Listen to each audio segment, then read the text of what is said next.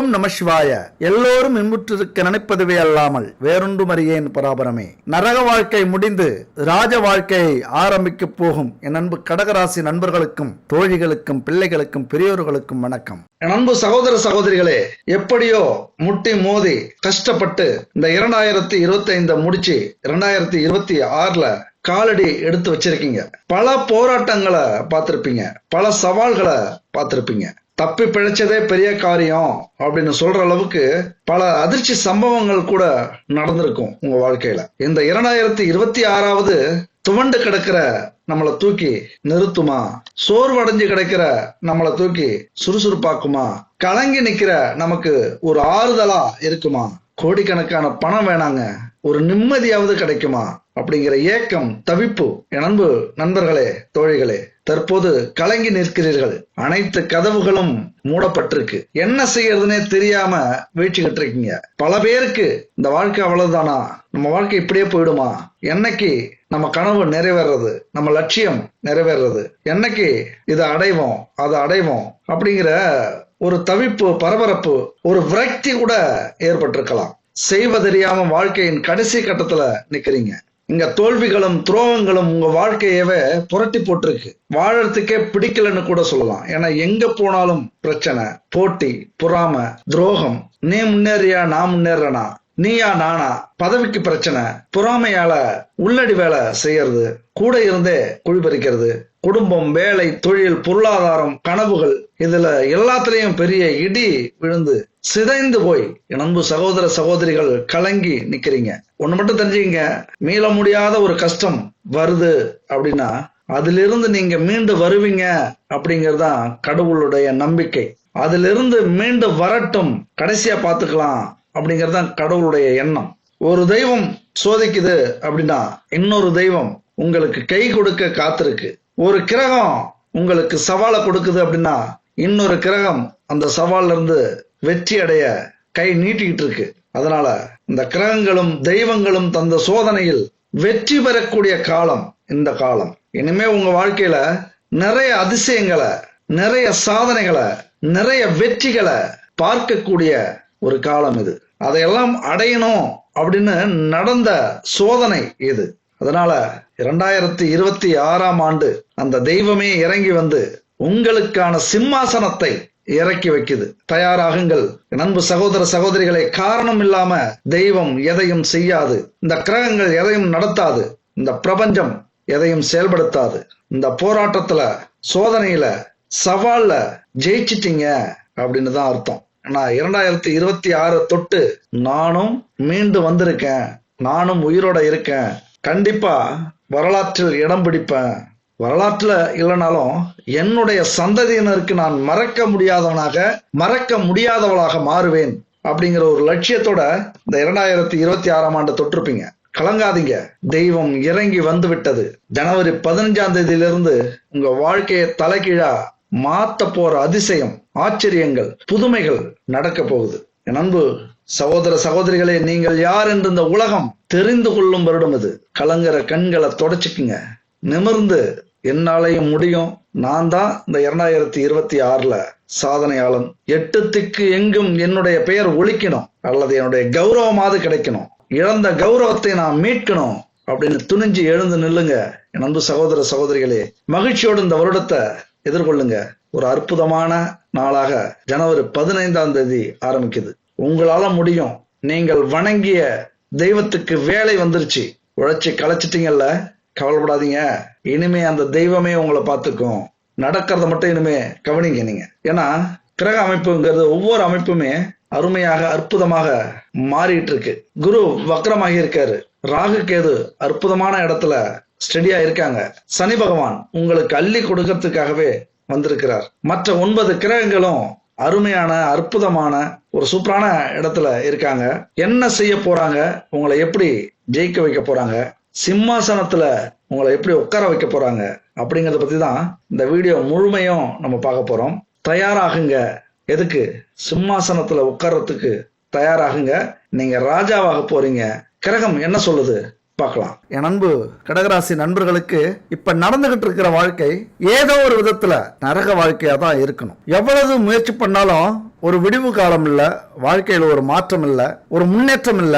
பொருளாதாரத்துல தேவைக்கு மட்டும்தான் பணம் வருது. வந்துட்டு அந்த பணம் தங்குதா, இருக்குதா, எங்க இருக்குதுன்னே தெரியாம காணா போயிடுது. ஒரு சேர்த்து வைக்க முடியல, கனவுகளை பூர்த்தி செய்யறதுக்கு ஒரு வீடு, வாகனம், வசதிகளை ஏற்படுத்திக்க முடியல அந்த பணத்தால.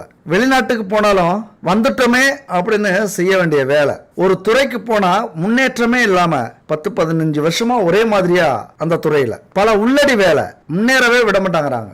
இது எல்லாமே கடகராசிக்கு ஒரு நரக வாழ்க்கை தான். இன்னும் சொல்ல போனா குடும்ப பிரச்சனையும் கடன் பிரச்சனையும் பெரிய தலைவலி.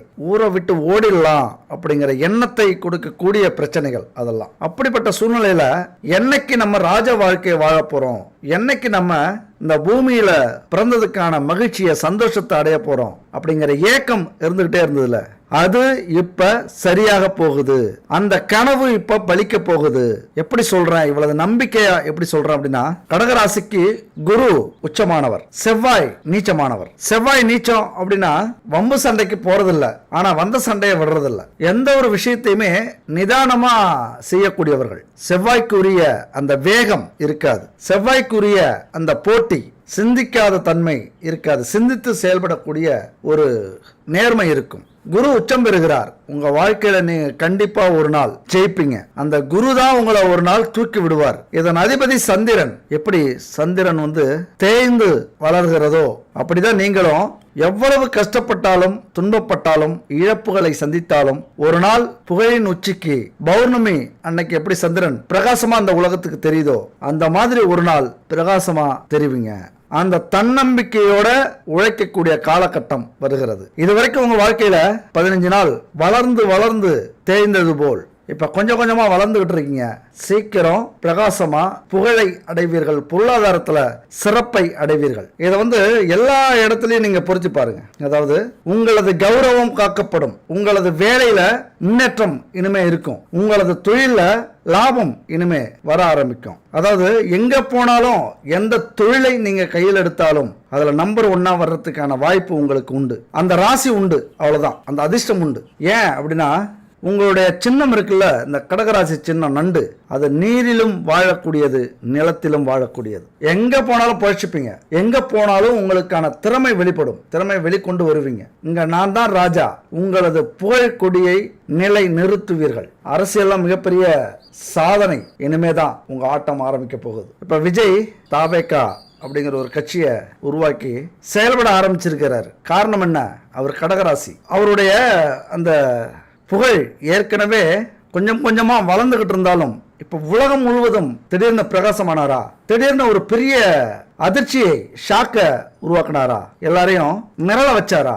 இந்த மாதிரி தான் உங்களது புகழ் திடீர்னு ஒரு நாள் உலக புகழாக மாறப்போகுது. அதற்கான முயற்சியை அவர் எப்படி செஞ்சுக்கிட்டு இருந்தாரோ அதுபோல நீங்க முயற்சி செய்ய ஆரம்பிச்சீங்க. உங்களுக்கான தடத்தை, உங்களுக்கான நேரத்தை பயன்படுத்திக்கங்க, உங்களுக்கான வாய்ப்பை பயன்படுத்திக்கங்க. எந்த அளவுக்கு வாய்ப்பையும் உழைப்பையும் பயன்படுத்துறீங்களோ அந்த அளவுக்கு மிகப்பெரிய வெற்றியை இனிவரும் காலத்துல நீங்க அடைய போறீங்க. ஏன்னா அப்படியான ஒரு அமைப்பு இப்ப கிரக அமைப்பு இருக்கு. ஆனா இறை வழிபாடு அப்படிங்கிறது மிக முக்கியமானது. இனிமே இது வரைக்கும் எப்படி இருந்தீங்களோ அது முக்கியம் இல்ல. உங்க வாழ்க்கையில அனுபவிச்சிட்டீங்க, எல்லாத்தையும் இழந்துட்டீங்க, ஆனா சோர்வு அடையல. கண்டிப்பா ஒரு நாள் வெற்றி அடைவோங்கிற நம்பிக்கை இருக்குல்ல, அந்த நம்பிக்கை தான் இப்போது உங்களது விதை. இந்த விதையை நீங்க விதைக்கும் போது புல் செடியா இல்ல, மிகப்பெரிய ஆலமரமாக வளரக்கூடிய வாய்ப்பு இந்த காலகட்டத்தில். ஏன் அப்படின்னா கிரக அமைப்பை பொறுத்த வரைக்கும் துலாம் ராசியில சூரியன் சஞ்சரிக்கிறார். நவக்கிரகங்கள்ல ராஜா கிரகமாக சூரியன் இருக்கிறார். துலாம் ராசியின் அதிபதி சுக்கிரன். சுக்கிரன் யாரு? உல்லாசத்துக்கு, சொகுசான வாழ்க்கைக்கு, ஆடம்பரமான வாழ்க்கைக்கு, பிரம்மாண்டமான வளர்ச்சிக்கு, எல்லா சந்தோஷத்தையும் அனுபவிக்கணும், சொர்க்கத்தை காட்டணும் அப்படிங்கிறவர் சுக்கிரன். இந்த நேரத்துல சூரியன் சஞ்சரிக்கிறார். என்ன நடக்க போகுது? எல்லா சந்தோஷத்தையும் அனுபவிக்க போறீங்க. உங்க வாழ்க்கையில உல்லாச வாழ்க்கையை அனுபவிக்க போறீங்க, ஆடம்பரமா வாழ போறீங்க. ஆடம்பரமா வாழ்றது தப்பா? அப்படி மட்டும் நினைக்காதீங்க. நல்லா உழைக்கிறவங்க ஆடம்பரமா வாழறதுல தப்பே இல்லை. அதுதானே வாழ்க்கை. அனுபவிச்சுட்டு போகணும். இதான வாழ்க்கை. அந்த அனுபவிக்கும் போது ஒரு நேர்மை இருந்தா போதும். மற்றபடி யாருக்கும் பயப்பட வேண்டிய அவசியம் இல்லை. அப்படியான வாழ்க்கையை இந்த காலகட்டத்தில் இந்த கிரக அமைப்பால நீங்க வாழ போறீங்க. பொதுவாகவே கடகராசியை சேர்ந்தவங்களுக்கு அதிர்ஷ்டம் நிறைந்த காலகட்டமாக இது இருக்க போகுது. எதுல? வேலை தொடர்பான விஷயத்துல நல்ல வருமானத்தை எதிர்பார்க்க போறீங்க. தொழில் வியாபாரத்துல லாபம் கொட்டுன்னு கொட்ட போகுது. தயவு செஞ்சு அலட்சியப்படுத்தாதீங்க. நிறைய கேட்டிருக்கோம், அந்த வார்த்தையெல்லாம் சொல்லிட்டு இருக்காதீங்க. நிறைய கேட்டிருப்பீங்க, ஆனா நீங்க என்ன முயற்சி பண்ணீங்க அதை யோசிச்சு செயல்படுங்க. தயவு செஞ்சு முழு உழைப்பையும் போடுறீங்களா, வருத்தப்படாதீங்க. அதற்கான பலனை இப்போது கொண்டு வந்து கொடுக்க போகிறது. நல்ல லாபம், நல்ல வருமானம் இந்த காலகட்டத்தில் கண்டிப்பா உங்களுக்காக வரப்போகுது. இதுக்கு மேல நீங்க ஆசைப்பட்டது எல்லாமே நடக்கும். வீடு கட்டுறது, வாகனம் வாங்குறது, தொழில பிரம்மாண்டமான வளர்ச்சி அடையிறது, இது எல்லாமே இனிமே நடக்க போகுது. அப்ப துலாம் ராசியில சூரியன் அப்படின்னா 4வது வீடு. இது சுகஸ்தானம், சுக வாகனஸ்தானம். சுக வாகனஸ்தானம் அப்படின்னா சுகபோகங்களை அனுபவிக்க போறீங்க. சைக்கிள்ல கூட போக முடியாது. நீங்க ஒரு கார்ல, ஒரு விலை உயர்ந்த பைக்ல போனா எப்படி இருக்கும்? அந்த காலகட்டம் தான் இது. நல்ல வாகனம், சுகம், வீடு, நிலம் இதெல்லாம் அனுபவிக்கக்கூடிய காலகட்டம். அதனால இந்த 4ஆம் வீட்டுல சூரியன் சஞ்சரிக்கிறதுனால இதுல எல்லாமே முதன்மையான இடத்தை தக்க வச்சுப்பீங்க. அடுத்தது மேஷராசியில ராகு. உங்களுக்கு மேஷராசியில ராகு அப்படின்னா உங்களுக்கு 10ஆம் வீடு, கர்மஸ்தானம், தொழில் ஸ்தானம். அடடடடா, எவ்வளவு அற்புதமான ஒரு வாய்ப்பு. இதை கொடுத்து வச்சிருக்கணும்ல. ராகு வந்துட்டாலே, ராகுனா யார் தெரியுமா? பிரம்மாண்டத்தை உருவாக்குபவர். உங்கள் வேலையையும் தொழிலையும் மிக பிரம்மாண்டமா இனிமே டெவலப் பண்ண போறார் ராகு. ஆனா இன்னொரு மைனஸ் விஷயமும் இருக்கு. அதாவது ராகு அப்படின்னா தவறான செயலையும் ஈடுபட வச்சு நல்லா சம்பாதிக்க வைப்பார். இங்கதான் நீங்க எச்சரிக்கையா இருக்கணும். இங்கத்தான் சிந்தனை, யோசனை மிக மிக முக்கியம். நிறைய வாய்ப்புகள் தவறான வழியில கிடைக்கும். அதையெல்லாம் புறம் தள்ளிட்டு நேர்மையான பாதையை தேர்ந்தெடுங்க. அதுல மிகப்பெரிய முன்னேற்றத்தை, மிகப்பெரிய வளர்ச்சியை அடையலாம். இப்ப பிரம்மாண்டம்னா என்னங்க? ராகு வந்து இப்ப எனக்கு ஒரு பைக் வாங்கணும்னு ஆசை இருக்கும். ஏதோ ஒரு ஹோண்டா, ஒரு பல்சர்ல ஒரு 150 இப்படி பைக் வாங்கணும்னு ஆசை இருக்கும். ராகு இல்ல அப்படின்னா, வேற கிரகங்கள் எதுவாக இருந்தாலும் சரி. ஆனா இதே ராகு வந்து உட்காந்துட்டாரு அப்படின்னா எனக்கு பைக் வாங்கணும்னு ஆசை வரும். ஆனா கேடிஎம் பைக், BMW இந்த மாதிரி விலை உயர்ந்த பைக் எடுக்கணும்னு தோணும். அப்படித்தான் ஒரு பெட்டி கடை வைக்கணும்னு தோன்ற அந்த மனசு ராகு வர்றதுனால சூப்பர் மார்க்கெட் மாதிரி பெரிய ஸ்டோரா வைக்கணும் அப்படின்னு நினைப்பீங்க. ஒரு மிகப்பெரிய பிரம்மாண்டத்தை காட்டக்கூடிய அமைப்பு இந்த ராகு. இந்த ராகு மேஷராசியில 10ஆம் வீட்டுல இருக்கிறது மிகப்பெரிய யோகம். இப்ப கர்மஸ்தானம், தொழில் ஸ்தானத்துல ராகு வருகிறார். அதிகாரம், நல்ல தொழில், யோகம், அதிர்ஷ்டம், புகழ், அரசாங்க உத்தியோகம், அரசாங்க உதவி, இது எல்லாமே உங்களுக்கு கிடைக்க போகுது. அதே நேரத்துல மந்திரம் அப்படிங்கிற ஒரு விஷயம் உங்க வாழ்க்கையில மிக முக்கியமானது. இப்ப அதையும் சொல்லக்கூடியது ராகு. உங்க வாயால மந்திரத்தை இந்த காலகட்டத்தில் உச்சரிங்க. மிகப்பெரிய தொழில் முன்னேற்றம் உங்களுக்கு கிடைக்கும். அது என்னங்க இவ்வளவு சொல்றீங்க, கடைசியில மந்திரம்? இது ராகுவுக்கு உரித்தான ஒரு விஷயம். ஒவ்வொன்றுக்கும் ஒவ்வொரு அமைப்பு இருக்கு, ஒவ்வொரு அடையாளம் இருக்கு. இப்ப குரு அப்படின்னா தங்கம், செவ்வாய் அப்படின்னா ரத்தம், சுக்கிரன் அப்படின்னா சுகபோக உல்லாச வாழ்க்கை. அது போல ராகு அப்படின்னா பிரம்மாண்டம். அடுத்தது மந்திர உச்சரிப்பு. எந்த அளவுக்கு இறை வழிபாட்டில் மந்திரத்தை உச்சரிக்கிறீங்களோ அந்த அளவுக்கு மிக பெரிய பிரம்மாண்டத்தை உங்களது வேலையிலையும் தொழிலையும் கொடுக்கக்கூடியவர் ராகு பகவான். ராகு எல்லாரும் கெட்டவன்னு சொல்றாங்க. இப்ப ஊர்லயே சில பேரை கெட்டவன் ஒருத்தன் இருப்பான், ஆனா அவன் எல்லாருக்குமே கெட்டவனா இருக்க மாட்டான். ஊர்ல இருக்கிற 1000 பேத்துக்கும் கெட்டவனா இருக்க மாட்டான். ஒரு 10 பேருக்காவது நல்லவனா இருப்பான் அவன். ஏன்னா அந்த 10 பேருக்கு நல்லது செஞ்சிருப்பான். அப்படித்தான் ராகு நல்லவங்களுக்கு நல்லவன், கெட்டவங்களுக்கு கெட்டவன். ராக நீங்க தப்பா நினைச்சீங்க அப்படின்னா தப்பான வழியை நிறைய காட்டுவார். ராக நல்லவனா நினைச்சீங்கன்னா நல்ல வழியை நிறைய காட்டுவார். இதுதான் நம்மளுடைய எண்ணத்துக்கு ராகுக்கும் உள்ள தொடர்பு. அப்ப எந்த அளவுக்கு மந்திரத்தை பயன்படுத்தி, இறை வழிபாட்டை பயன்படுத்தி, பூஜைகளை பயன்படுத்தி வேலையிலையும் தொழிலையும் செயல்பட ஆரம்பிக்கிறீங்களோ மிகப்பெரிய பிரம்மாண்டத்தை உருவாக்குவார் ராகு பகவான். அடுத்தது ஒரு முக்கியமான விஷயம் என்னன்னா, நீங்க எதெல்லாம் நினைச்சு உங்க குடும்பத்துக்காகவும், உங்கள் துணைக்காகவும், உங்கள் குழந்தைகளுக்காகவும், உங்கள் உறவுகளுக்காகவும் செய்றீங்களோ அதற்கான முழு பலனும், அதற்கான முழு மரியாதையும் உங்களுக்கு கிடைக்காது. திருமண வாழ்க்கையை பொறுத்த வரைக்கும் கொஞ்சம் மேலோட்டமா தான் நீங்க இருப்பீங்க. ஆனா மனசுல மரியாதை இருக்கும், மனசுல ஒரு நல்லெண்ணம் இருக்கும் அவங்கள பத்தி. ஆனா உங்களை புரிஞ்சுக்க மாட்டாங்க.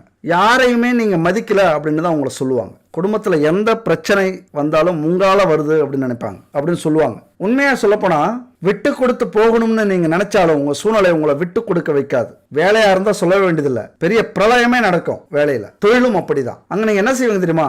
உங்க சைடுல இருந்து சரியா இருக்கணும் அப்படின்னு நினைப்பீங்க. இந்த அதிகாரிக்கு பயந்து ஒரு வேலை செய்யறது, இந்த அக்கம் பக்கத்துல வேலை செய்யறவங்க நம்மள என்ன நினைப்பாங்களோ அப்படின்னு நினைச்சுக்கிட்டு வேலை செய்யறது, இந்த காக்கா பிடிக்கிறது அலுவலகத்துல, அது மாதிரி தொழில அநியாயத்துக்கு சம்பாதிக்கிறது, அநியாயத்துக்கு லாபத்தை வச்சு விற்கிறது அல்லது பிசினஸ் பண்றது அல்லது கலப்படமான பொருள் சேர்க்கிறது, இதெல்லாம் தொழிலை பொறுத்த வரைக்கும் சுத்தமா இருக்கணும் அப்படின்னு நினைப்பீங்க. இந்த சுத்தம், உண்மை, நேர்மை இதுவே உங்களுக்கு பெரிய பிரச்சனையா வரக்கூடிய அமைப்பு இந்த காலகட்டத்தில். இதனால கண்டிப்பா நீங்க பிரச்சனையை சந்திச்சிருப்பீங்க. தொழில் நஷ்டமா இருக்கும், வேலையை விட்டு நீங்க இருப்பீங்க, இல்ல குடும்பத்துல பிரச்சனையாகி பிரிஞ்சிருப்பீங்க, வெளிநாட்டில இருந்து திரும்ப வந்திருப்பீங்க, அல்லது எந்த துறையாக இருந்தாலும் அந்த துறையில இருந்து நீங்க விலக்கி வைக்கப்பட்டிருப்பீங்க. ஏன்னா உங்களது உண்மைக்கும் நேர்மைக்கும் உழைப்புக்கும் கிடைச்ச பரிசு. இதே தான் உங்க குடும்பத்திலையும் நடக்கும். உங்களை புரிஞ்சிக்க மாட்டாங்க. அப்பதான் நீங்க சோர்ந்து போய் துவண்டு போயிடுவீங்க. நம்முடைய வாழ்க்கையில இந்த அவமானம், துன்பம், கஷ்டம் இதெல்லாம் மாறி மாறி வரக்கூடியது. இரவும் பகலும் மாறுறது மாதிரி. எப்பவுமே வாழ்க்கையில துன்பம் இருந்தா வருத்துரும், எப்பொழுதுமே வாழ்க்கையில இன்பம் இருந்தா திகட்டிடும். அதனாலதான் இன்பமும் துன்பமும் மாறி மாறி நம்ம வாழ்க்கையில வந்துகிட்டே இருக்கு. வாழறதுக்கு ஒரு பிடிப்பையும் கொடுக்கக்கூடியது அதுதான். இருந்தாலும் சில நேரத்துல வாழ்க்கையில இருக்கிற கஷ்டங்களை நினைச்சு நினைச்சு மனம் வருத்தம் அடையும் போது இந்த விஷயத்தை மட்டும் ஞாபகம் வச்சுக்கோங்க. எப்பயாவது மலை ஏறி இருக்கீங்களா? கடினமா மலை ஏறிட்டு மலை உச்சியில போய் நின்னு அந்த அற்புதமான காட்சியை பார்த்தோம் அப்படின்னா எப்படி இருக்கும்? சொர்க்கமே தெரியுமா? அவ்வளவு கஷ்டப்பட்டு மலை ஏறி இருப்போம், எல்லாத்தையும் மறந்துடுவோம். அது ஒரு அழகான காட்சியா மலைக்கு மேல இருக்கும். அந்த இயற்கையை ரசிக்கிறதுக்கு 1000 கோடி கண்கள் வேணும் அப்படின்னு நினைப்போம். ஏறி வந்த பாதையே மறந்துடுவோம். இது 100க்கு 100 உண்மைங்க. நாங்க ஒரு டூருக்கு போயிருந்தோம். Munnar Eravikulam national park. எத்தனை பேர் போயிருக்கீங்கன்னு தெரியல. மூணாருக்கு போனீங்க அப்படின்னா கண்டிப்பா எரவிக்குளம் நேஷனல் பார்க்கு போயிட்டு வாங்க. பெரிய பெரிய ஃபாரின் எந்தெந்த நாட்டுக்கெல்லாம் போனா அந்த மாதிரியான காட்சி கிடைக்குமோ அப்படி அங்க எங்களுக்கு கிடைச்சது. ஆனா அந்த மலை ஏறும்போது நாங்க பட்ட கஷ்டம் இருக்கு, ரொம்ப கஷ்டம். ஏண்டாப்பா வந்தோம் அப்படின்னு கூட நினைச்சிட்டோம். பாதி வழியில திரும்பி போயிடலாமான்னு கூட நினைச்சோம். ஆனா அங்க போனதுக்கு அப்புறம் தான் தெரியுது இன்னும் எவ்வளவு தூரம் வேணாலும் இதுக்காக நடக்கலாம் அப்படின்னு. இது ஒரு ரியல் இன்சிடென்ட்ங்க. அதுதான் வாழ்க்கை. இதை மட்டும் நீங்க புரிஞ்சுக்கங்க. ஒரு சின்ன ஸ்டோரி. குரு சீடர்கள் கேள்விப்பட்டிருப்பீங்க. எப்போதுமே ஒரு 10 பேருக்கு குரு வந்து பாடம் எடுத்துக்கிட்டே இருப்பார். அவங்க இறை வழிபாட்டுக்காக ஒரு நாட்டில இருந்து இன்னொரு நாட்டுக்கு, ஒரு ஊர்ல இருந்து இன்னொரு ஊருக்கு போறது உண்டு. அப்படி போகும்போது ஒரு 10 சீடர்களோட குரு போறாரு. சில நாட்கள் உணவு, தண்ணி இதெல்லாம் கிடைக்குது போற வழியில. ஒரு நாள் சுத்தமாவே கிடைக்கல, தண்ணி கிடைக்கல, தாகம் அதிகமா இருக்கு, சாப்பாடு கிடைக்கல, பசி அதிகமா இருக்கு, நடக்க முடியல, சோர்வு. ஏதாவது ஒரு இடத்தை பார்த்து நம்ம ஓய்வு எடுக்கலாம் அப்படின்னு நினைக்கிறாங்க. இருட்டும் ஆயிடுச்சு. கடைசி வரைக்கும் அன்னைக்கு ஃபுல்லா அவங்களுக்கு தண்ணியும் சாப்பாடும் கிடைக்கல. ஒரு இடத்துல போய் உறங்க போறாங்க நைட்ல. அப்ப படுக்கும் போது அந்த குரு சொல்றாரு, எல்லாம் கொடுத்த இறைவனுக்கு நன்றி அப்படின்னு சொல்லிட்டு படுக்கிறார். அப்ப அதுல ஒரு சீடர் எழுந்திருச்சு பொறுக்க முடியாம கேட்கிறாப்ல, பசி தாகத்தெல்லாம் பொறுக்க முடியாம, குருவே எதுவுமே இன்னைக்கு நமக்கு கிடைக்கல, பசிக்குது, உணவு கிடைக்கல, தாகம் எடுக்குது, தண்ணி கிடைக்கல, ஒரு ஓய்வு எடுக்கிறதுக்கு ஒரு வீடு கூட கிடைக்கல, ஆனா எல்லாமே இன்னைக்கு கொடுத்த இறைவனுக்கு நன்றின்னு சொல்றீங்களே அப்படின்னு கேட்கிறாப்ல. அந்த சீடன் கேட்ட கேள்விதான் எல்லாருடைய மனசுலயும் இருந்தது, மற்ற சீடர்களுக்கும். ஆனா அந்த குரு சொன்ன பதில், அந்த ஒரு வார்த்தை கேட்டு எல்லா சீடர்களுக்குமே அந்த நேரத்துல அந்த பசி, தாகம், உடல் அசதி எல்லாமே போயிடுச்சான். அப்படி அந்த குரு என்ன சொல்லியிருப்பார் கொஞ்சம் சிந்திச்சு பாருங்க. இந்த வீடியோட கடைசியா நம்ம பார்க்கலாம். சரி, அதனாலதான் இப்ப நீங்க மிகப்பெரிய சோர்வுல இருக்கீங்க. எந்த ஒரு விஷயத்திலையும் நம்பிக்கை இல்லாம இருக்கீங்க. எந்த ஜோசியரை பார்த்தாலும் திட்டணும்னு உங்க மனசு சொல்லும். இதைத்தானே கேட்டுட்டு இருக்கோம், ஏன் பொய் சொல்றீங்க? ஆனா இதுக்கெல்லாம் காரணம் என்னன்னு பாத்தீங்கன்னா உங்களுக்கு ஏற்படுகின்ற இந்த கஷ்ட காலம் தான், கஷ்ட சூழ்நிலை தான். அதைத்தான் அந்த குரு என்ன சொல்றார் அப்படின்னு கடைசியில கேட்டீங்கன்னாலே உங்களுக்கு புரியும். அப்ப இது மாதிரியான கஷ்ட காலங்களை எதேச்சையா வந்தது இல்ல இயற்கையா வந்தது, நமக்கு மட்டும் ஏன் இப்படி நடக்குது அப்படின்னு நினைக்காம இதுக்கெல்லாம் ஒரு காரணம் இருக்கு அப்படின்னு நினைச்சிட்டீங்க அப்படின்னா கண்டிப்பா இந்த கஷ்ட காலம் கூட நல்லதுக்கு தான் அப்படிங்கிற எண்ணம் வந்துடும். நல்லதுக்கு தான் அப்படிங்கிற எண்ணம் வந்தாலே நல்லது நடக்க ஆரம்பிச்சிடும். அப்படிதான் மிதுன ராசியில இப்ப செவ்வாய் இருக்கிறார். கடக ராசிக்கு மிதுன ராசி எத்தனாவது வீடு? 12வது வீடு. கன்ஃபியூஸ் ஆகாதீங்க. என்ன மிதுன ராசி, மேஷ ராசி எல்லாம் சொல்றாங்களே, எந்த ராசிக்கு இப்ப பலன் சொல்லிட்டு இருக்காங்க அப்படிங்கிற கன்ஃபியூஸ் எல்லாம் ஆகாதீங்க. உங்க கடக ராசிக்கு 12 ராசிகளுடைய தொடர்பும் இருக்கு. அதைத்தான் நம்ம சொல்லிட்டு இருக்கோம். அதுல கன்ஃபியூஸ் ஆகாதீங்க, உங்களுக்கு தான் சொல்லிட்டு இருக்கோம். அதனால இப்ப மிதுன ராசியில செவ்வாய் இருக்கிறதுனால கடகராசி நண்பர்களுக்கு அது 12வது வீடு. அந்த இடம் என்ன சொல்லுது அப்படின்னா விரயஸ்தானம், அயன சயன போக ஸ்தானம். விரயஸ்தானம் அப்படின்னா நம்முடைய செலவுகளை குறிக்குது. செலவுகள் அப்படின்னா பணம் மட்டும் இல்ல, பொருளாதாரம் மட்டும் இல்ல, எதுலையுமே செலவு அப்படின்னா எதை சொல்லுவோம் அப்படின்னா வீண் செலவு, நல்ல செலவு, உழைப்பு வீணா வருது, மரியாதை வீணாகிறது. அதுபோல ஒரு இடத்துல நம்ம சண்டை போடுறோம் அப்படின்னா அங்க எனர்ஜியை வேஸ்ட் பண்றோம். ஒரு இடத்துல அவமானத்தை சந்திக்கிறோம் அப்படின்னா அங்க மரியாதையை நம்ம இழக்கிறோம், அங்க கௌரவத்தை இழக்கிறோம், செலவு பண்றோம். இது எல்லாமே விரயத்துல வரும். அயனசயன போகம் அப்படின்னா தூக்கம், நிம்மதி, இதெல்லாம் சொல்லக்கூடிய ஸ்தானம் அது. அப்ப தூக்கம் நிம்மதி அப்படின்னா நிம்மதியா தூங்க போறீங்க, நிம்மதியான வாழ்க்கைய அடைய போறீங்க. எதையோ சாதிச்சிட்டோம், இனிமே நான் நிம்மதியா தூங்குவோம்ப்பா அப்படின்னு சொல்லுவாங்கல்ல, அந்த வார்த்தையை நீங்க உங்க வாழ்க்கையில சொல்ல போறீங்க. இனிமே நீங்க பண்ற செலவுகள் எல்லாமே உங்களுக்கு நல்லதே கொடுக்க போகுது. செவ்வாய் அப்படின்னா வேகம், ஒரு வீரம், ஒரு தன்னம்பிக்கை. அந்த தன்னம்பிக்கைய இந்த நேரத்தில் நீங்க அதிகமா வளர்த்துப்பீங்க, அதை வெளியில கொண்டு வருவீங்க. இங்க எதிரிகளை உங்களுடைய வேகத்தால விரட்டி அடிக்க போறீங்க. இது வரைக்கும் நிம்மதி இல்லாத வாழ்க்கைய, தூக்கமே இல்லாத வாழ்க்கைய வாழ்ந்துகிட்டு இருந்த உங்களுக்கு தற்கொலை செஞ்சுக்கலாம் அப்படிங்கிற எண்ணம் வந்திருக்கா? அதையெல்லாம் சொல்லக்கூடியவர் இந்த செவ்வாய். துரோகம் உங்களுக்கு நடந்திருக்கும், மிகப்பெரிய கோபத்துல பல விஷயங்களை இழந்திருப்பீங்க. இது வரைக்கும் ஜாதி பிரச்சனைகளை சிக்கியிருப்பீங்க, அந்நியர்களால மிகப்பெரிய துரோகத்தையும் பொருளாதார இழப்பையும் சந்திச்சிருப்பீங்க. அதனால வறுமையை சந்திச்சிருப்பீங்க. உடல் உபாதை, நோய் அல்லனா ஏதாவது காயம், இதை நீங்க சந்திச்சிருக்கிறதுக்கு வாய்ப்புகள் உண்டு. விபத்து, இதுவரைக்கும் இருந்த இந்த அமைப்புல பெரிய மாற்றம் வரப்போகுது. இதுல எதுவுமே இனிமே நடக்காது. அதுல இழந்த எல்லா விஷயத்தையும் மீட்க போறீங்க. தொழில், வியாபாரம், அது மாதிரி எதிரிகள் இடத்துல அந்த ஒரு கௌரவம், ஆசைப்பட்ட துறையில வெற்றி, துரோகிகளுக்கு சரியான பதிலடி, இதையெல்லாம் இந்த காலத்துல இந்த செவ்வாய் பகவானால் நீங்க கொடுக்க போறீங்க. இந்த 12ஆம் இடத்து இந்த மாற்றத்தினால இதெல்லாம் உங்களுக்கு அமையப்போகுது. இதனால என்ன நடக்கும் அப்படின்னா, வேலையாக இருந்தாலும் பதவி உயர்வு, அரசியலாக இருந்தாலும் அதுல ஒரு பிரகாசம், புகழ், வெற்றி, எதிரிகள் அழிஞ்சிருவாங்க. தொழிலாக இருந்தாலும் உங்களை எதிர்க்கக்கூடிய தொழில் இருக்குல்ல, உங்க கூட போட்டி போட்டுக்கிட்டு இருந்த தொழிலாம் இறங்கிடும், நீங்க முன்னாடி வருவீங்க. அசுர வளர்ச்சியா இருக்கும், மிக வேகமா செயல்பட ஆரம்பிச்சிருவீங்க. அப்படியான ஒரு அமைப்பு. அதுபோல சூரியன் கன்னிராசியிலிருந்து துலாம் ராசிக்கு பயிற்சி ஆகிறார். இந்த ஸ்தானம் எதுன்னு பாத்தீங்கன்னா தைரிய வீரிய ஸ்தானம், இளைய சகோதரர் ஸ்தானம். அதனால இந்த காலகட்டத்தில் உங்களது வீரம், தைரியம் வெளிவரும். முடங்கி போய் இருந்தீங்கல்ல, அடங்கி போய் இருந்தீங்கல்ல, எல்லா தடையும் உடைச்சுக்கிட்டு உங்களை கட்டி இருக்கிற அந்த சங்கிலிய உடைச்சிட்டு வீரத்தோட தைரியத்தோட வெளியில வருவீங்க. பொறுத்தது போதும், பொங்கி எழு, அந்த நிலைமைக்கு தான். இது வரைக்கும் பரவாயில்ல, சரியாயிடும், போனா போகுது, என்னதான் நடக்கும் நடக்கட்டும், எது வந்தாலும் அதை நம்ம தாங்கிப்போம் அப்படிங்கிற ஒரு சாத்விக குணத்துல ஒரு அமைதியான வாழ்க்கையை தேர்ந்தெடுத்து போயிட்டு இருப்பீங்க. இதுல பல நஷ்டம், அடி, இழப்புகள் சந்திச்சதுனால இதுக்கு மேல உங்களது தைரிய வீரிய ஸ்தானத்துல சூரியன் வருகிறார். சூரியனா யாரு? கிங்கு, கிரகத்திலேயே முதன்மையானவர். எல்லா இடத்திலையும் உங்களுக்கான பாதை இன்னும் பிரகாசமா இருக்கும். நீங்க தான் அங்க ராஜா. எந்த இடத்துல இருந்தாலும் அது உறவுகள், சமூகம், அரசியல், நீங்க சார்ந்து இருக்கக்கூடிய எந்த ஒரு தொழிலாக வேலையாக இருந்தாலும் நீங்க தான் இனிமே முதலிடம். அடுத்தது மகர ராசியில சனி வக்ர நிவர்த்தி அடைகிறார். மகர ராசி உங்களுக்கு 7ஆம் பாவமாக வருது, 7ஆம் வீடா வருது. களத்திரஸ்தானம். களத்திரஸ்தானம் அப்படின்னா என்ன? குடும்ப வாழ்க்கை. இந்த காலகட்டத்தில் கொஞ்சம் கர்மா வேலை செய்ய ஆரம்பிக்கும். அதாவது கணவன் மனைவியை தவிர வேற யாருக்கிட்டையும் தொடர்பு இல்லை அப்படின்னா கவலைப்பட வேண்டிய அவசியம் இல்லை.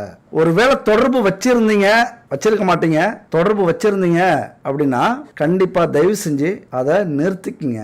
இந்த காலகட்டத்தில் வெளிப்படும். பல நாள் திருடன் ஒரு நாள் அகப்பட்டுப்பான் அப்படிங்கிற ஒரு விஷயம் இருக்குல்ல, அது இந்த குடும்ப வாழ்க்கையில இப்ப சனி பகவான் வருகிறார், களத்திர ஸ்தானத்துல வருகிறார். எந்த தவறான தொடர்பு இருந்தாலும் வெளிப்படும். அதே நேரத்தில் நீங்க நேர்மையா இருந்தாலும் உங்க மேல தவறான பழி சுமத்தல் ஏற்படும். இங்கேயும் நீங்க எச்சரிக்கையா இருக்கணும். அதாவது குடும்பத்தில் இருக்கிற ஆண்கள் பெண்களாக இருந்தாலும் சரி, திருமணம் ஆகாத ஆண்கள் பெண்களாக இருந்தாலும் சரி, அடுத்த பாலினத்தவர்கள்ட்ட மிக மிக மிக எச்சரிக்கையோடு இருக்கிறது இந்த காலகட்டத்துக்கு நல்லது. 7ஆம் இடமான களத்திரஸ்தானத்துக்கு சனி பகவான் வருகிறார். அதாவது நாட்டாம வராரு. எச்சரிக்கையா இருந்துக்கோங்க. அவர் அண்ணன் தம்பி சொந்த பந்தம்லாம் பார்க்க மாட்டாரு. நல்லது செஞ்சீங்க அப்படின்னா நல்லதை அள்ளி கொடுத்துட்டு போவார், பொண்ணும் பொருளையும். ஏதாவது துரோகம் பண்ணிட்டு இருக்கோம், யாருக்காவது துரோகம் பண்றோம், தவறான காரியத்தில் செயல்பட்டு இருக்கோம், மறைமுகமா சில வேலைகளையோ குடும்பத்துக்கு எதிரான செயல்களையோ செஞ்சுட்டு இருக்கோம் அப்படின்னா வெளிக்கொண்டு வந்துடுவாரு, மாட்டி விட்டுருவாரு. குடும்பத்துல பெரும் பிரச்சனை வரக்கூடிய வாய்ப்புகள் உண்டு. எச்சரிக்கையா இருங்க. அடுத்தது மீனராசி. மீனராசியில குரு, அது சத்ருஸ்தானம், ருணகல சத்ருஸ்தானம் அப்படின்னா எதிரிகள் ஸ்தானம். அப்ப கடகராசி நண்பர்களுக்கும் தோழிகளுக்கும் இந்த நோய், கடன், எதிரி, இந்த விஷயத்தை பொறுத்த வரைக்கும் நல்ல விஷயம் நடக்க போகுது. இது வரைக்கும் வழக்குகள், வம்புகள் இருந்தது, எதிரிகள் இருந்தாங்க, கடன் இருந்துச்சு, நோய் இருந்துச்சு அப்படின்னா அதுல ஒரு நல்ல பலனை எதிர்பார்க்க போறீங்க. வழக்குகள் உங்க பக்கம் சாதகமா முடியும், எதிரிகள் ஓடுவாங்க, கடன் காணா போயிடும், நோய் இல்லாம போயிடும். இந்த அற்புதமான ஒரு விஷயம் இந்த காலகட்டத்தில் உங்களுக்கு நடக்க போகுது இந்த ஸ்தானத்தில் இருக்கிற குரு பகவானால். அதாவது உங்களை பொறுத்த வரைக்கும் அடுத்த இன்னொரு பிரச்சனை இருக்கும். உங்களால் உருவாக்கப்பட்டவர்கள் உங்களுக்கு எதிரியாக மாறக்கூடிய வாய்ப்பு இந்த காலகட்டத்தில் உருவாகும். அதாவது எதிரிகளையும் துரோகிகளையும் காட்டிக் கொடுப்பார் இந்த குரு பகவான். அந்த ஸ்தானத்தை சொல்லக்கூடிய அமைப்பு. உங்க வாழ்க்கை துணையாக வருபவர்கள் உங்களது எதிரிகளையும் துரோகிகளையும் ஒரு கை பார்த்துருவாங்க. உங்களை விட அவர்களுக்கு சிம்ம சொப்பனமாக உங்களது துணை இருப்பார்கள். உங்க வேலையை அவங்க பார்ப்பாங்க. உங்களை ராஜா மாதிரி உட்கார வச்சுட்டு அவங்க எதிரிகளையும் துரோகிகளையும் இந்த காலகட்டத்தில் எதிர்த்து நின்று உங்களுக்காக போராடுவாங்க. ராஜதந்திர வேலைகளை பார்ப்பாங்க. உங்களுக்கு பொறுமை இருக்காது, அதிக கோபம் வரும். சில விஷயங்களை சில காரியங்களை தவறா செஞ்சிருவீங்க. கொஞ்சம் ஒதுங்கி நின்றுட்டு அவங்க என்ன செய்யறாங்களோ அதை கூர்ந்து கவனிங்க. உங்களுக்காக அத்தனையும் அவங்க செய்வாங்க. உங்கள் எதிரிகளை எதிர்க்க போறவும் உங்களது துணை. அதே சமயத்துல நீங்க எதிரியா ஆவறதுக்கு என்ன நம்ம காரணம்? உங்களது நேர்மை, உண்மை, உழைப்பு தான். எந்த விஷயத்திலையும் இது பொருத்தமா இருக்கும். நீங்க நேர்மையா இருக்கிறது, உண்மையா இருக்கிறது தாங்க முடியாது கூட இருக்கிறவங்களால. உங்களை எதிரியா நினைக்கிறதுக்கு காரணம் என்ன தெரியுமா? நேர்மை, உண்மை, உழைப்பு. அதுல போட்டி, பொறாமை அதிகம். அதுக்காக உங்களது வாழ்க்கைய உங்களுக்காகவே உங்க கூட பிறந்த இந்த குணத்தை விட்டுறாதீங்க. உண்மையை சொல்லி நன்மையை செய்தால் உலகம் உன்னிடம் மயங்கும். நிலை உயரும் போது பணிவு கொண்டால் உயிர்கள் உன்னை வணங்கும். உண்மை என்பது அன்பாகும், பெரும் பணிவு என்பது பண்பாகும். இந்த 4 கட்டளை அறிந்த மனதில் எல்லா நன்மையும் உண்டாகும். 6 மனமையாறு அந்த ஆண்டவன் கட்டளையாறு. சேர்ந்து மனிதன் வாழும் வகைக்கு தெய்வத்தின் கட்டளையாறு, தெய்வத்தின் கட்டளையாறு. கணிக்க முடியும். யாருக்கெல்லாம் குலதெய்வ ஆசீர்வாதம் இல்லையோ அவங்கெல்லாம் வாழ்க்கையில பிறப்பிலிருந்து இறப்பு வரைக்கும் உறவினர்கள் மூலமாகவும் சொந்தங்கள் மூலமாகவும் சமூகத்தின் மூலமாகவும் எந்த ஒரு உதவிகளையும் பயனையும் அனுசரிப்பையும் நன்மைகளையும் ஆதாயங்களையும் பயன்களையும் பெறவே முடியாது. அவமானங்களை மட்டும்தான் அடைவாங்க. நிராகரிப்பு அதிகம் இருக்கும். அதனால ஜாதகத்துல வலிமை இழந்திருக்கும் நிலை இருந்தா குருவினுடைய வலிமை பொறுத்து தான் இந்த காலகட்டத்தில் உங்களால ஜெயிக்க முடியுமா அப்படின்னு சொல்ல முடியும். வியாழக்கிழமையில மஞ்சள் நிறத்துல லட்டு செஞ்சு தட்சிணாமூர்த்திக்கு நைவேத்தியமா வணங்கிட்டு கோவிலுக்கு வர பக்தர்களுக்கு வியாழக்கிழமை லட்டு தானமா கொடுங்க. மங்களகரமான மஞ்சள் நிறத்துல பொருட்கள் எதுவாக இருந்தாலும் கொடுங்க. குருவின் பலன் உங்களுக்கு முழுசா கிடைக்கும். கண்டிப்பா உங்க வாழ்க்கையில மிகப்பெரிய மாற்றத்தை அது ஏற்படுத்தும். அதனால இந்த குரு பகவானை பொறுத்த வரைக்கும் உங்களுக்கு அற்புதமான வாழ்க்கையை கொடுக்க போகிறார். ராஜ வாழ்க்கையை அமைச்சு கொடுக்க போறார். குருனா யாருங்க?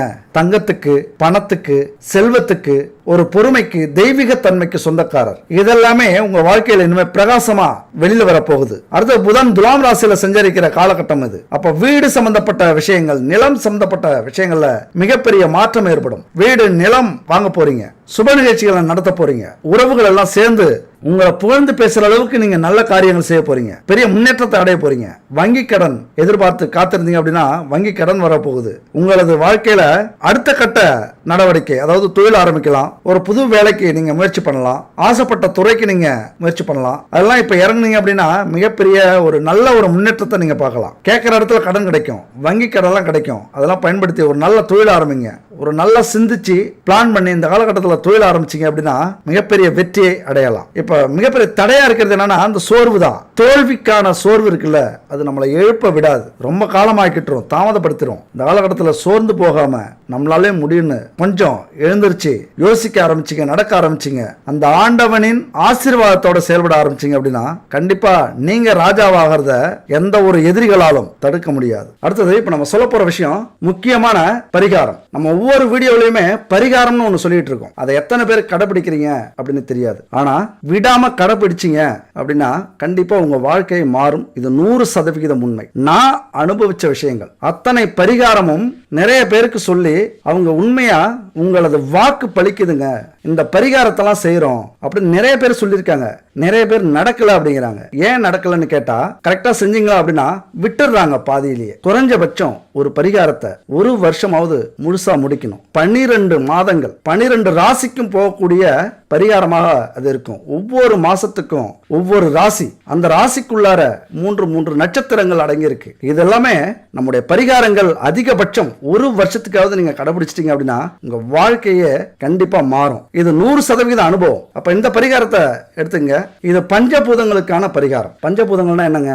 நம்முடைய உடல், ஆன்மா ரெண்டுமே பஞ்சபூத சக்தியால ஆதிக்கம் செலுத்தப்பட்டிருக்கு. அப்ப பஞ்சபூதங்கள் அப்படின்னு சொல்லக்கூடியது நீர், நிலம், காற்று, ஆகாயம், நெருப்பு. அப்ப இந்த பஞ்சபூதங்கள் நம்முடைய ஒவ்வொரு செயலிலும், வேலையிலும், தொழிலிலும் பரவி இருக்கு. அதை சார்ந்துதான் நம்ம எதையுமே செய்யறோம். அப்ப இதை எல்லாத்தையும் சமநிலையில நம்ம வச்சிருந்தா மட்டும்தான் தொழிலையோ வாழ்க்கையிலயோ முன்னேற முடியும். ஏதாவது ஒண்ணுக்கு ஒண்ணு அதிகமாச்சு அல்லது குறைஞ்சது அப்படின்னா பல விஷயத்துல நஷ்டம் அடைவோம், பிரச்சனையை சந்திப்போம், விபத்துகள் ஏற்படும். அதனால நம்ம வாழ்க்கையை பறிகொடுக்கக்கூடிய நிலைக்கு ஆளாகும். நிறைய தொல்லைகள், தொந்தரவுகள் ஏற்படும். அப்ப இந்த உலகமே இயங்கிறதுக்கு காரணம் இந்த பஞ்சபூதங்கள் தான். இதெல்லாம் புராணங்கள்ல சொல்லப்பட்டது. புராணங்கள் அப்படின்னா சும்மா இல்ல, நம்முடைய முன்னோர்கள் அவர்களுடைய சக்தியை பயன்படுத்தி இதெல்லாம் கண்டுபிடிச்சிருக்காங்க. அப்ப மனிதனுக்கு பஞ்சபூதங்கள் அப்படின்னா 5 குணங்கள், 5 புலன்கள், 5 மனித மேம்பாடுகள், இதையெல்லாமே சொல்லக்கூடியது, இதுல ஆதிக்கம் செலுத்தக்கூடியது. அப்ப பஞ்சபூத சக்திகளை 5 மூர்த்திகள், பிரம்மன், உருத்திரன், மகேஸ்வரன், சதாசிவன், விஷ்ணு,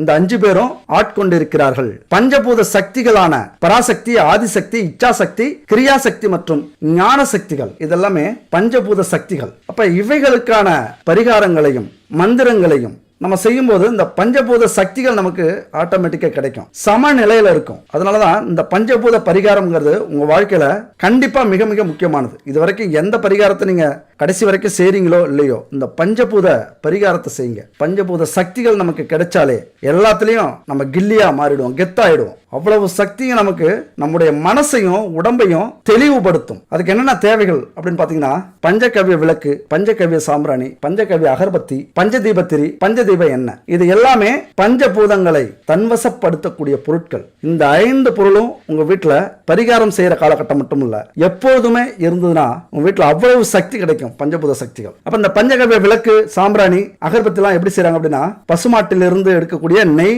தயிர், பால், சாணம், கோமியம், இதுல இருந்து தயாரிக்கக்கூடியது பஞ்சகவ்ய விளக்கு, சாம்பிராணி, அகர்பத்தி. அதுபோல பஞ்சதீப திரி அப்படின்னா எதுனா, பஞ்சு திரி, நூல் திரி, எருக்கந்திரி, வாழைத்தண்டு திரி, தாமரை திரி, இது பஞ்சதீப திரி. அதுபோல பஞ்சதீப எண்ணெய் எப்படின்னா, வேப்பெண்ணெய், விளக்கெண்ணெய், பசு நெய், சுத்தமான பசு நெய், கடையில கிடைக்கிற டூப்ளிகேட் நெய் இல்ல, சுத்தமான பசு நெய், இலுப்ப எண்ணெய், தேங்காய் எண்ணெய், இதெல்லாமே கலப்படம் இல்லாத எண்ணெய்களா கலந்த பஞ்சதீப எண்ணெய். அப்ப இந்த பஞ்சபூத பொருட்கள் மிக மிக முக்கியமானது இந்த நவக்கிரக பரிகாரத்துக்கு. அப்ப கடையில கிடைக்கிற இந்த பொருட்கள்லாம் உண்மையா கலப்படம் இல்லாம இருக்குமா அப்படின்னா 100% நம்ப முடியாது. கலப்படம் இல்லாத பொருட்கள் மட்டுமே முழு பலனையும் நமக்கு கொடுக்கக்கூடியது. கடவுளுக்கு தானே அப்படின்னு அலட்சியப்படுத்திட்டு எங்கேயோ கிடைக்கிற பொருட்களை வாங்கி நம்ம பயன்படுத்தணும் அப்படின்னா கண்டிப்பா அதற்கான முழு பலனும் கிடைக்காது. முதல் விஷயம் இதுதான். அப்ப கடையில இதெல்லாம் சுத்தமா கிடைக்குதா அப்படின்னா சந்தேகம் தான். அப்போ உங்களுக்கு சுத்தமான கலப்படம் இல்லாத இந்த பொருட்கள் வேணும் அப்படின்னா குட் பேபியை கனெக்ட் பண்ணுங்க. இந்த நம்பர் தான் 9340688626. இந்த நம்பர் கனெக்ட் பண்ணுங்க. எல்லாமே கலப்படம் இல்லாத சுத்தமான பொருட்களா தயாரிச்சிருக்காங்க, பூஜை பொருட்கள். அது மட்டும் இல்ல, நம்ம குடும்பத்துக்கு தேவையான, ஆரோக்கியத்துக்கு தேவையான கலப்படம் இல்லாத ஹெர்பல், நவ தானியங்கள், இப்படி இயற்கையில கிடைக்கக்கூடிய பொருட்களை வச்சு நிறைய ப்ராடக்ட் தயாரிச்சிருக்காங்க. விருப்பப்படுறவங்க வாங்கி பயன்படுத்துங்க. முக்கியமா இந்த பூஜை பொருட்கள் கலப்படம் இல்லாம இங்க வாங்கிக்கங்க. இல்லைன்னா உங்களுக்கு எங்க கிடைக்குதோ அங்க வாங்கிக்கலாம். இப்ப இந்த பொருளா ரெடி பண்ணிக்கங்க.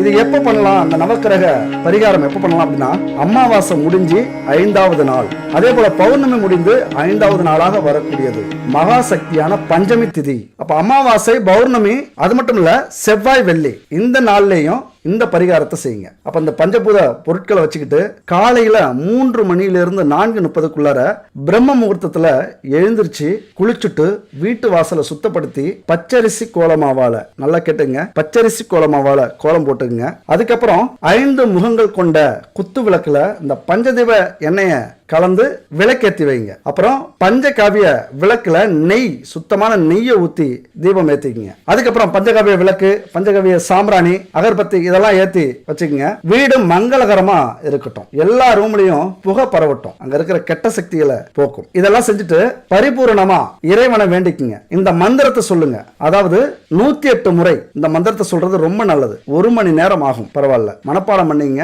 108 முறை இந்த மந்திரத்தை சொல்லணும். பஞ்சபூதத்திக தேவகா, ஓம் ஸ்ரீ பஞ்சமி தேவியே நமக, பஞ்சபூதத்திக தேவகா ஓம் ஸ்ரீ பஞ்சமி தேவியே நமக அப்படிங்கிற இந்த மந்திரம் 108 முறை ஒவ்வொரு நாளுமே சொல்லுங்க. இந்த விளக்கு 24 மணி நேரம் எரியணும். நீங்க எப்ப தீபம் ஏத்துறீங்களோ அந்த நேரம் 24 மணி நேரம் அடுத்த நாள் வரைக்கும் இந்த விளக்கு எரிஞ்சிட்டு இருக்கணும். அப்ப இது மாதிரியான பரிகாரத்தை நீங்க செய்றீங்க, ஒரு வருஷத்துக்கு செய்றீங்க அப்படின்னா மிகப்பெரிய மாற்றத்தை உங்க வாழ்க்கையில இந்த பரிகாரம் ஏற்படுத்தும். இந்த பரிகாரத்துல எல்லாமே அடங்கிடும். பூமியில இருக்கிற அத்தனை நிலம், நீர், காற்று, நெருப்பு இது எல்லாத்தையும் தன்வசப்படுத்திடும். மனிதர்கள்ல இருந்து, மிருகங்களிலிருந்து, மிஷினரியிலிருந்து எல்லாமே நம்முடைய வசமாகிடும். தொழில் செய்யறவங்கலாம் இதை கண்டிப்பா செய்யுங்க. மிகப்பெரிய மாற்றம் உங்க வாழ்க்கையில ஒரு வருஷத்துல நடக்கல அப்படின்னா நான் பரிகாரம் சொல்றதே விட்டுருவேன். முறையா கடைபிடிங்க. நான் சொன்னதை எப்படியோ அப்படி முறையா கடைபிடிங்க. உங்க வாழ்க்கையில கண்டிப்பா மாற்றம் ஏற்படும். இப்ப வீடியோட கடைசிக்கு வந்துட்டோம். நான் முன்னாடி ஒரு ஸ்டோரி சொல்லியிருந்தேன். அந்த குரு என்ன சொல்லியிருப்பார் அப்படின்னு யோசிச்சிங்களா? கமெண்ட்ஸ்ல சொல்லுங்க. அதாவது அந்த குரு என்ன சொல்றாரு அப்படின்னா, பசியை கொடுத்த, தாகத்தை கொடுத்த, உடல் அசதியை கொடுத்த இறைவா உனக்கு நன்றி அப்படிங்கிறார். அதாவது எதையோ ஒன்றை கொடுக்கிறார் அப்படின்னு அவருடைய மனம் சொல்லுது. அதுவே இறைவன் கிட்ட இருந்து வருது அப்படின்னு அவர் நினைக்கிறார். இதுல இருந்து நம்ம என்ன தெரிஞ்சுக்கணும் அப்படின்னா, இப்படி சொல்றதுக்கெல்லாம் ஒரு பெரிய மனசு வேணும், ஒரு புரிதல் வேணும். அதனாலதான் அவர்கள்லாம் மகானாக இருக்கிறார்கள், அவர்கள்லாம் குருக்களாக இருக்கிறார்கள், அவர்கள்லாம் ஞானிகளாக இருந்தார்கள். இப்படி நம்ம நினைச்சுக்கிட்டாலே, இந்த கஷ்டத்தை கொடுத்த இறைவா உனக்கு நன்றி, இதனால நான் பல பாடங்களை கத்துக்கிட்டேன், பல மனிதர்களை புரிஞ்சுக்கிட்டேன், பல செயல்கள்ல இருந்து தெளிவு அடைஞ்சிட்டேன், அதற்கு நன்றின்னு சொல்ற அந்த குணம் இருக்குல்ல, அந்த பெரிய மனிதத்தன்மை எல்லாராலையும் முடியாது, ஞானிகளால் மட்டும்தான் முடியும். இப்படி நீங்க இதை புரிஞ்சுக்கிட்டீங்க அப்படின்னா நீங்களும் ஞானிகள் தான். அப்ப நம்ம வாழ்க்கையில வெற்றி அடையணும் அப்படின்னா நம்மளை கேலி, கிண்டல், அவமானம் இதெல்லாம் செய்த அத்தனை பேருக்கும், இதையெல்லாம் கொடுத்த கடவுளுக்கும் நன்றி சொல்லிட்டு உங்க வாழ்க்கையை ஆரம்பிங்க. நம்ம வாழ்க்கையில ஒரு நேரத்துல ஜெயிச்சு சிறப்பா வாழ்றோம், மிகப்பெரிய கோடீஸ்வரர்களாக வாழ்றோம் அப்படின்னா நாம பட்ட கஷ்டங்களும் துன்பங்களும் தான் காரணம். அந்த துன்பங்களும் கஷ்டங்களும் நம்மளை பக்குவப்படுத்தி இருக்கு, நம்மளை செதுக்கி இருக்கு அப்படின்னு அர்த்தம். இது 100% உண்மை. அப்ப இது மாதிரியான புரிதல் தான் நம்மளை நம்ம வாழ்க்கையில வெற்றி அடைய வைக்கும். அடுத்த ஒரு அற்புதமான வீடியோல சந்திக்கலாம். நன்றி, வணக்கம்.